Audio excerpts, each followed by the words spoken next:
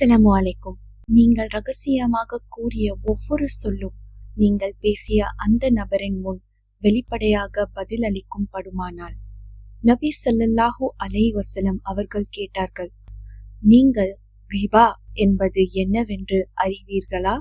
அவர்கள் கூறினார்கள், அல்லாவும் அவனுடைய தூதரும் தான் சிறந்தவற்றை அறிந்தவர்கள்.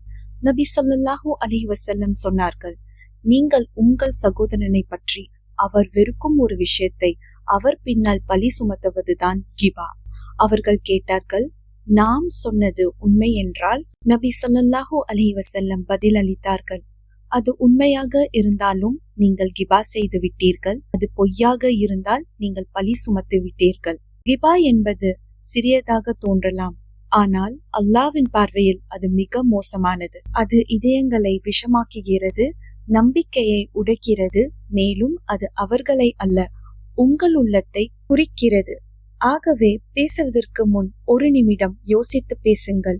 நாம் பிறரை பற்றி ரகசியமாக சொல்வது நம்முடைய அமல் புத்தகத்தில் ஒலிக்கும்.